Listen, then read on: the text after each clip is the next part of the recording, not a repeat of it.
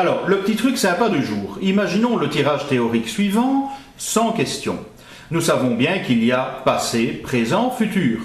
À la gauche ici, nous avons le pendu qui sera la cause, l'origine du problème. La carte du milieu, le présent, c'est le moment du tirage, c'est l'action à poser. Quant à la carte de droite, c'est le futur, le résultat de l'action.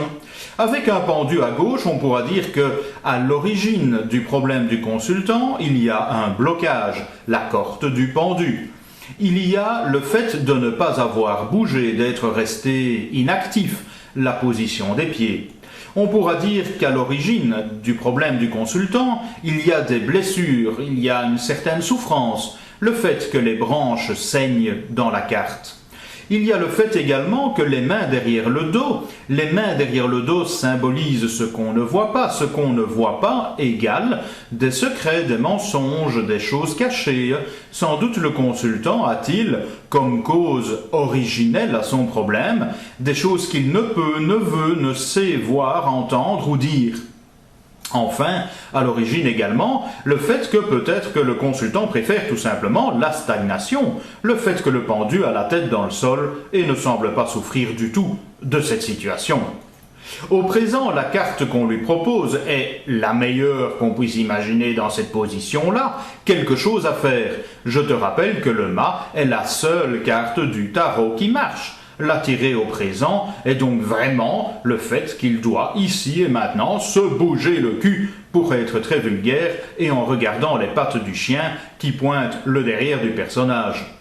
On pourrait dire que le mât, pour se mettre en mouvement, pour se pousser à l'action, doit partir de ses acquis, de ses expériences, tout ce qu'il a accumulé dans sa besace.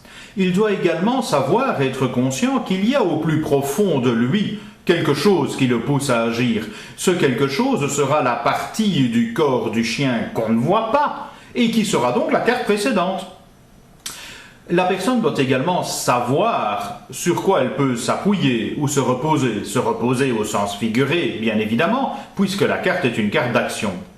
Et enfin, la carte du mât évoque au présent qu'elle doit ici et maintenant y aller, d'office, elle doit foncer. C'est la carte du taillot les agneaux, ne pas savoir où on va, mais y aller, faire entièrement confiance. La carte du mât ne regarde pas où elle met les pieds. Enfin, la carte au futur sera le résultat. Eh bien, avec une lune au futur, on pourra se dire qu'elle doit faire confiance à son intuition, ou qu'elle acquérera de l'intuition. Et surtout qu'elle passera de quelque chose, la tour de gauche, à autre chose, la tour de droite. La tour symbolisant à la fois des éléments concrets, mais peuvent aussi signifier, symboliser des éléments figurés. Le résultat sera également d'être capable de faire confiance à ses émotions, que d'eau dans cette carte, et également à son instinct, l'instinct étant cette espèce de bestiole qui repose au fond de nos émotions.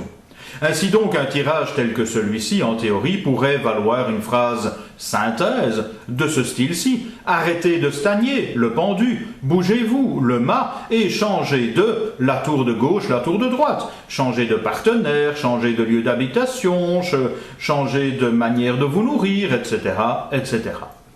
Une autre possibilité, fini la procrastination, le pendu, osez, le mât, vous faire confiance, la lune. Une petite dernière pour la route, plus sympathique. Bloqué par le chômage, lancez-vous comme indépendant vétérinaire, agent immobilier ou voyant. Bloqué par le chômage, le pendu. Lancez-vous comme indépendant, le mât. Vétérinaire, les chiens. Agent immobilier, la tour. Voyant, la lune, l'eau, l'écrevisse. De toute façon, ces trois métiers, c'est quand même la même chose.